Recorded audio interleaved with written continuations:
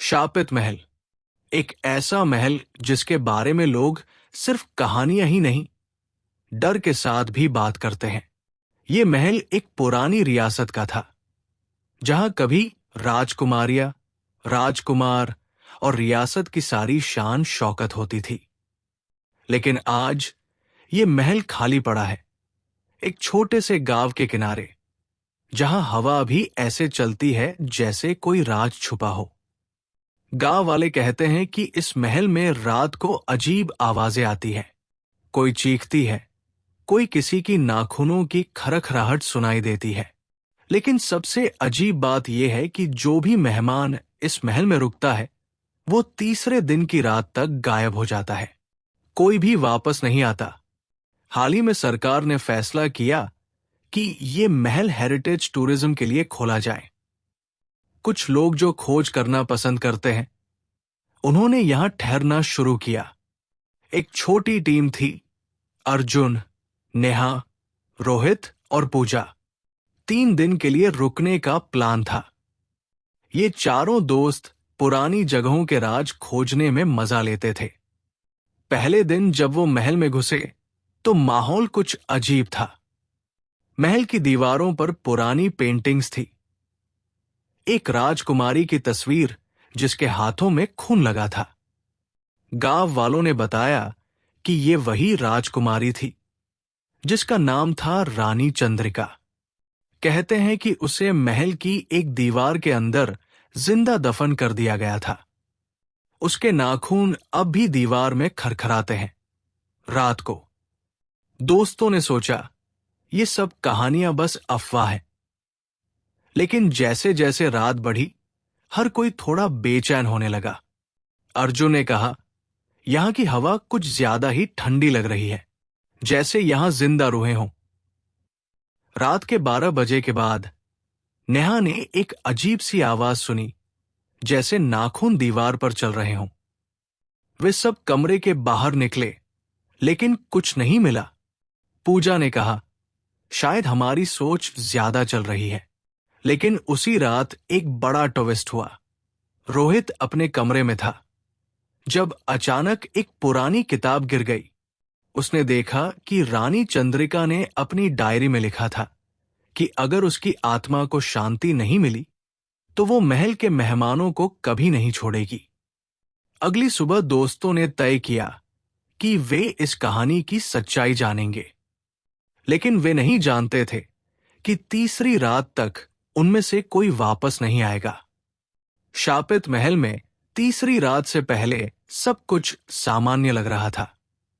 अर्जुन, नेहा, रोहित और पूजा महल के अंदर घूम रहे थे, उस पुराने खामोशपन में जो बस अचानक टूटने वाला था। उन्होंने महल के हर कमरे की सैर की, पुरानी चीजें देखी और राजकुमारी चंद्रिका की कहानी पर चर्चा की। पर हर किसी के दिल में थोड़ा डर छुपा था। रात को जब चारों अपने अपने कमरों में गए तो महल की खिड़कियां अपने आप से बंद होने लगी। दरवाजे भी जैसे धीरे धीरे बंद हो रहे थे, मानो कोई उन्हें बाहर निकालना नहीं चाहता। नेहा ने महसूस किया कि कमरा बहुत ठंडा हो गया है और वो कंबल में भी छिपी रही। रात के करीब 11 बजे पूजा ने अचानक अपने कमरे की दीवार से एक हल्की खुरखुराहट सुनी। उसने आवाज के पीछे जाकर देखा तो वहां दीवार पर पुरानी छिपी हुई दरारें थी, जैसे कोई अंदर से नाखून से खरोंच रहा हो। पूजा ने जोर से चिल्लाया, पर उसकी आवाज महल के सन्नाटे में खो गई। उसी वक्त अर्जुन ने अपने कमरे में एक पुरानी तस्वीर देखी, जिसमें रानी चंद्रिका की आंखें चलती चलती सी लग रही थी। अर्जुन ने तस्वीर हिला दी, लेकिन उसकी आवाज सुनकर रोहित भी वहां आ गया। रोहित ने कहा, शायद ये सब हमारी दिमाग की उपज है, पर यह जगह सच में कुछ छुपा रही है। तभी अचानक महल के बाहर से भारी कदमों की आवाज आई। चारों एक साथ बाहर निकले, लेकिन वहां कोई नहीं था। हवा जोर से चलने लगी और पेड़ों की टहनियां खड़कने लगी। रोहित ने कहा, यहां कुछ तो गड़बड़ है। तभी नेहा ने अपने फोन की स्क्रीन पर एक संदेश देखा जो उसने कभी नहीं भेजा था। संदेश में लिखा था, तुम लोग महल से निकल जाओ, नहीं तो तुम्हें भी वो फंसा लेगी। चारों दंग रह गए। उस रात नींद नाम की चीज किसी को नहीं आई। महल में अजीब से साए घूम रहे थे और दीवारों पर खुरखुराहट की आवाजें तेज होती जा रही थी। पूजा ने कहा, मैं अब और नहीं रह सकती यहां। दूसरे दिन सुबह चारों ने तय किया कि वे महल की तहखानों में जाकर देखेंगे कि आखिर सच में क्या छुपा है। तहखाना दरवाजा भारी था और जैसे उसे खोलते ही हवा ठंडी पड़ गई। अंदर घुसते ही एक पुरानी राखी मिली जिस पर रानी चंद्रिका का नाम लिखा था। तहखाने के अंदर एक पुरानी डायरी मिली जिसमें लिखा था कि राजकुमारी को उस महल के राजा ने जिंदा दफन कर दिया था क्योंकि वो राज दरबार की साजिशों को जान गई थी। उसकी आत्मा बदला लेने के लिए महल में भटक रही थी। तभी अचानक तहखाने का दरवाजा जोर से बंद हो गया। चारों घबराए। रोहित ने दरवाजा खोलने की बहुत कोशिश की, लेकिन वो नहीं खुला। तभी दीवार से एक सर्द हवा का झोंका आया और एक चीख सी गूंजी। चारों ने महसूस किया कि अब महल ने उन्हें अपनी गिरफ्त में ले लिया है। अब तक जो बातें डरावनी लग रही थी वे सच हो चुकी थी और सबसे बड़ा डर तो अभी बाकी था। क्या वे लोग महल से कभी बाहर निकल पाएंगे या रानी चंद्रिका की आत्मा उन्हें भी अपने साथ महल की दीवारों के पीछे बंद कर देगी? ये तो अगली रात ही बताएगी। महल की तहखाने में बंद चारों दोस्तों की सांसें तेज हो गई थी। दरवाजा नहीं खुल रहा था और चारों तरफ अंधेरा पसरा था। रोहित ने अपनी मम्मी की दी हुई टॉर्च निकाली और उसे जलाया। टॉर्च की रोशनी में तहखाने की पुरानी ईंटों और फटी हुई दीवारों का नजारा दिख रहा था। वहां धूल और मकड़ी के जाले इतने थे कि लग रहा था जैसे सालों से कोई आया ही नहीं। पूजा कांप रही थी और बार बार कह रही थी, हमें यहां से बाहर निकलना होगा। ये जगह हमारी जान ले सकती है। अर्जुन ने उसकी हिम्मत बढ़ाई और बोला, डर मत पूजा, हम सब साथ हैं। हम किसी भी हालत में बाहर निकलेंगे। तभी नेहा ने तहखाने की दीवार के एक कोने में धुंधला सा कागज देखा। उसने झुककर उसे उठाया। वो कागज महल की एक पुरानी नक्शा थी जिस पर तहखाने के अंदर कुछ गुप्त रास्तों और छुपे हुए कमरों के निशान बने थे। शायद यही रास्ता हमें बाहर निकाल सके, नेहा ने कहा। चारों ने मिलकर उस नक्शे को ध्यान से पढ़ा और तय किया कि वे उस गुप्त रास्ते से महल के बाहर निकलेंगे। जब वे आगे बढ़े तो एकाएक एक जोरदार ठंडक ने उनके शरीर को घेर लिया। हर तरफ सन्नाटा था, सिर्फ उनके कदमों की आवाज गूंज रही थी। अचानक अर्जुन ने महसूस किया कि उसकी पीठ पर कोई हल्की छुअन हुई। उसने पीछे मुड़कर देखा, लेकिन वहां कोई नहीं था। क्या किसी ने मुझे छुआ? उसने घबराकर पूछा। तभी दीवारों से एक धीमी सुस्पष्ट फुसफुसाहट सुनाई देने लगी। आवाजें इतनी धीमी थी कि समझना मुश्किल था, लेकिन फिर भी वे सुनाई दे रही थी, जैसे कोई उनकी बात सुन रहा हो या किसी का दिल रो रहा हो। रोहित ने हिम्मत जुटाकर कहा, शायद ये रानी चंद्रिका की आत्मा है जो हमें डरा रही है। लेकिन हमें डरना नहीं है, हमें उसका राज जानना होगा। वे गुप्त रास्ते के निशान पर चलते रहे। रास्ता भले ही तंग था, लेकिन धीरे धीरे वे एक बड़े कमरे तक पहुंचे। कमरे के बीच में एक पुरानी चौकी थी जिस पर जर्जर किताबें रखी थी। नेहा ने एक किताब उठाई और उसमें पढ़ने लगी। वो किताब रानी चंद्रिका की डायरी थी। उसमें लिखा था कि उसे धोखे से महल के राजा ने जिंदा दफन करा दिया क्योंकि वह राजसत्तार में बड़ा खतरा थी। उसने लिखा था कि उसकी आत्मा शांति चाहती है, लेकिन उसे जबरन महल की दीवारों के भीतर बंद कर दिया गया है। अचानक कमरे की दीवारों पर चमकीली रोशनी हुई और एक ठंडी हवा चली। कमरे के एक कोने से एक औरत की परछाई दिखाई दी, जो धीमे धीमे उनकी तरफ बढ़ रही थी। चारों दोस्त डर के मारे एक दूसरे के करीब हो गए। वो परछाई धीरे धीरे रानी चंद्रिका की बनी। उसकी आंखों में गुस्सा था, लेकिन उसके होठों पर एक झुकी हुई उम्मीद भी दिख रही थी। उसने कहा, तुम लोग क्यों आए हो? क्या तुम्हें नहीं पता कि मैं इस महल की रक्षक हूं? लेकिन अगर तुम मेरी कहानी सुनोगे तो मैं तुम्हें जाने दूंगी। दोस्तों ने हिम्मत करके कहा, हमें तुम्हारी सच्चाई जाननी है। हमें बताओ कि तुमसे कैसे शांति मिल सकती है। रानी चंद्रिका ने कहा, मुझे उस बुरे राजा की आत्मा को खोजकर न्याय दिलाना होगा। जब तक न्याय नहीं होगा, मैं शांति नहीं पा सकती। और जो भी इस महल में आता है, मैं उन्हें भी अपने साथ इस दीवार के पीछे बंद कर देती हूं। चारों दोस्तों के दिलों में अब न केवल डर था, बल्कि एक मिशन भी था। वे सोचने लगे कि क्या वे रानी चंद्रिका की मदद कर पाएंगे? क्या वे उस बुरे राजा की आत्मा को ढूंढ पाएंगे और इस शापित महल को मुक्त कर पाएंगे? पर यह सब करने से पहले उन्हें उस तहखाने से बाहर निकलना था। लेकिन दरवाजा अभी भी बंद था। अचानक कमरे की दीवार पर से एक दरार और बड़ी हो गई और एक रास्ता खुल गया। रानी चंद्रिका ने मुस्कुराते हुए कहा, यह तुम्हारा रास्ता है, लेकिन याद रखना, बाहर भी खतरे कम नहीं हैं। चारों दोस्तों ने एक दूसरे की तरफ देखा और उस अंधेरे रास्ते में कदम रखा। क्या वे बाहर निकल पाएंगे या महल की दीवारें उन्हें फिर से अंदर बंद कर देंगी? शापित महल की सच्चाई अभी खुलने वाली थी, लेकिन इसके साथ ही खतरे भी बढ़ने वाले थे। चारों दोस्तों ने वो अंधेरे रास्ता अपनाया जो अचानक दीवार की दरार से खुला था। रास्ता इतना तंग था कि उन्हें एक एक कदम संभाल कर रखना पड़ रहा था।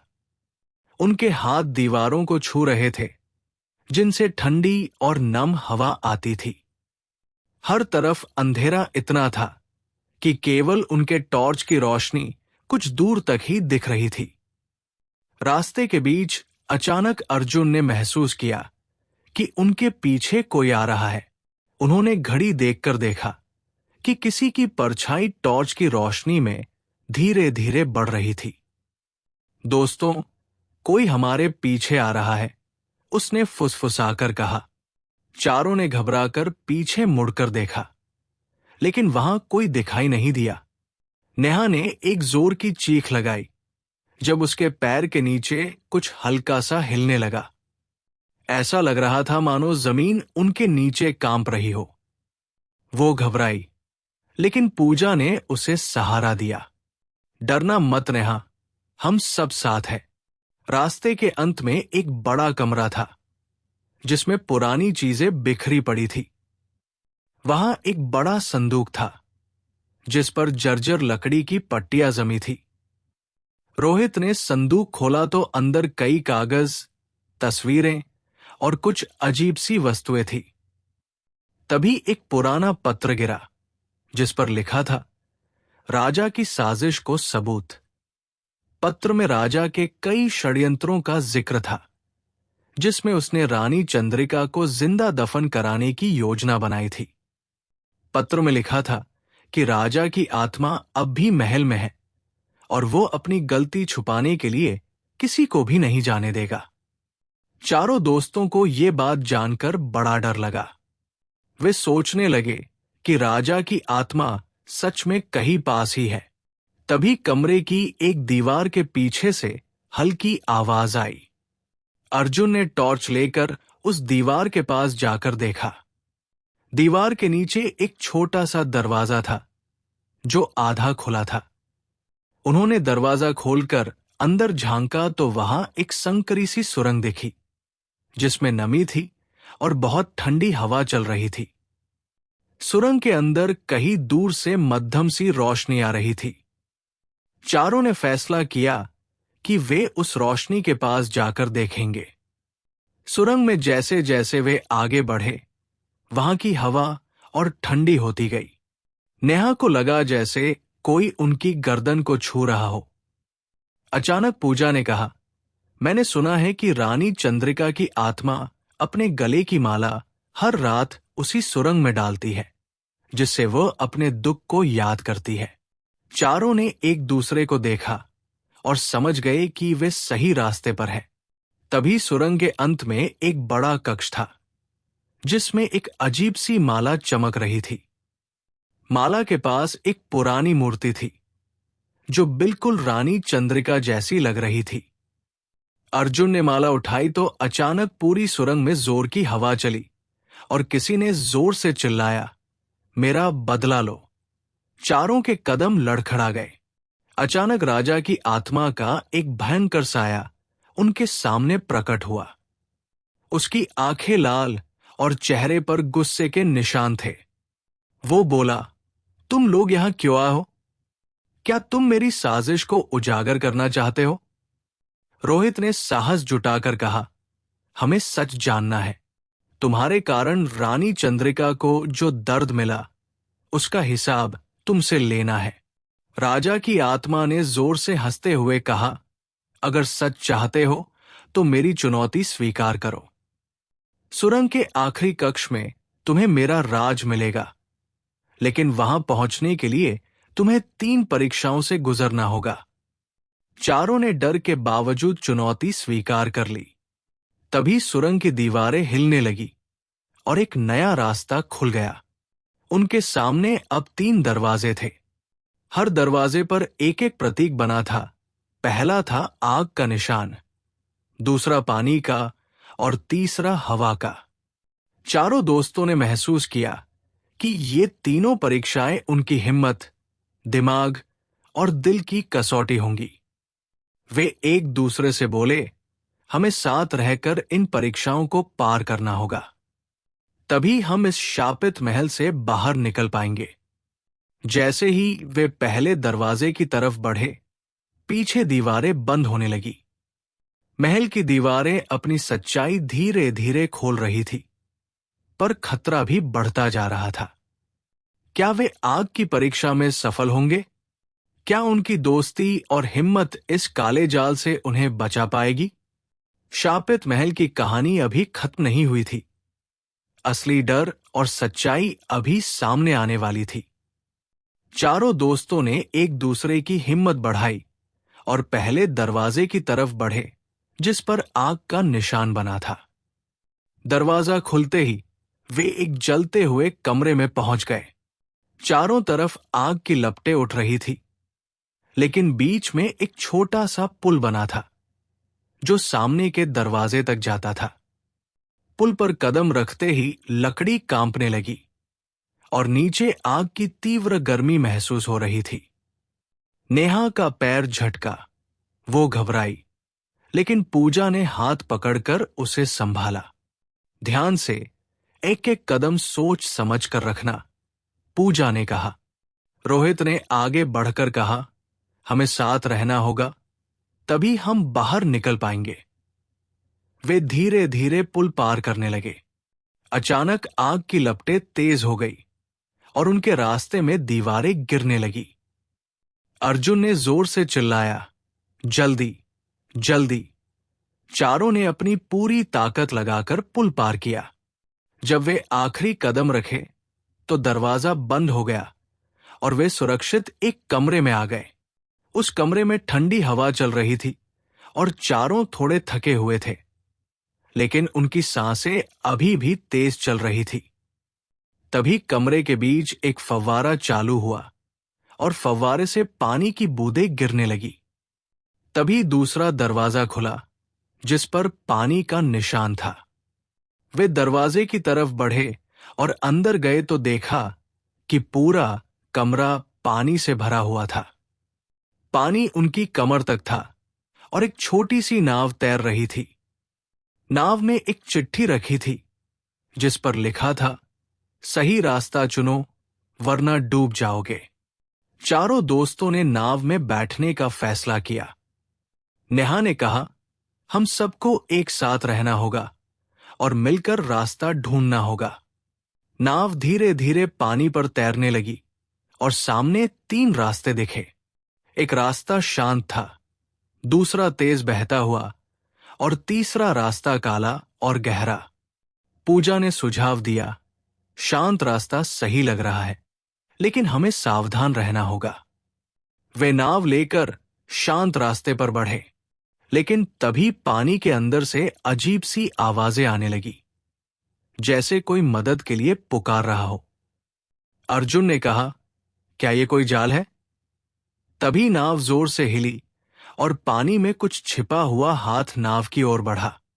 चारों डर गए और जोर से चिल्लाए।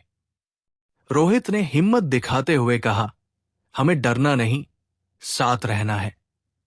नाव तेजी से आगे बढ़ी और वे रास्ता पार कर गए। जैसे ही वे पानी के कमरे से बाहर निकले, तीसरा दरवाजा खुला, जिस पर हवा का निशान था। हवा के कमरे में तेज हवा चल रही थी और चारों का बाल उड़ रहे थे।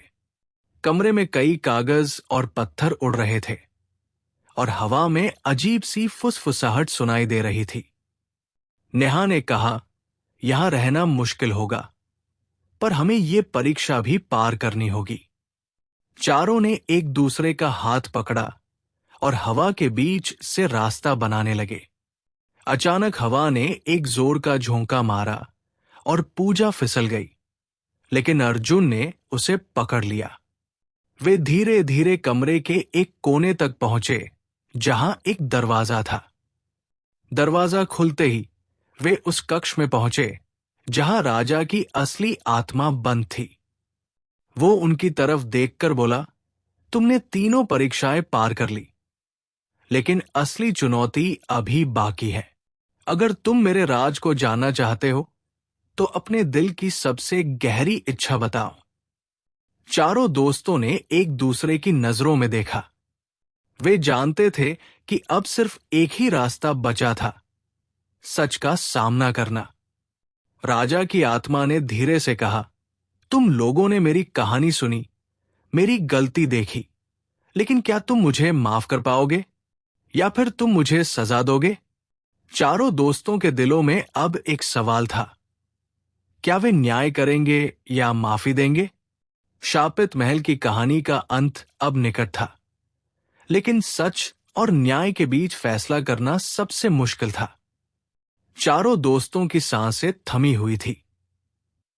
राजा की आत्मा ने जो सवाल पूछा था, वो उनके दिलों में गूंज रहा था।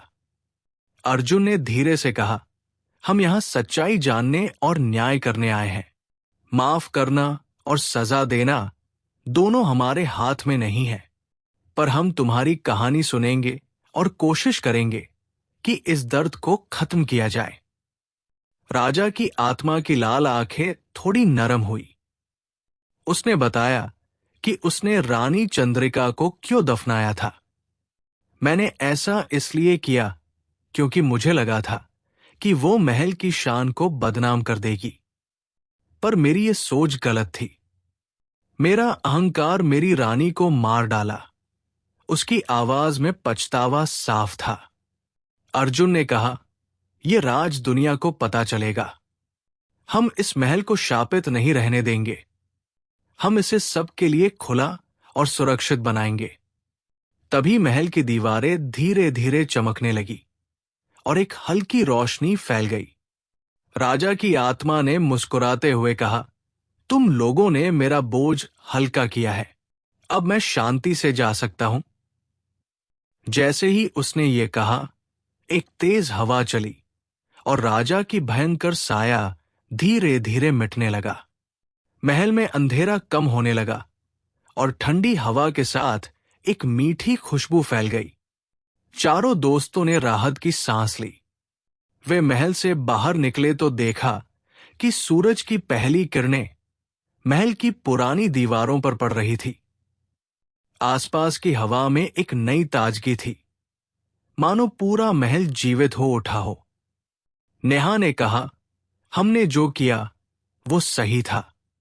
इस शापित महल को अब एक नई जिंदगी मिलेगी।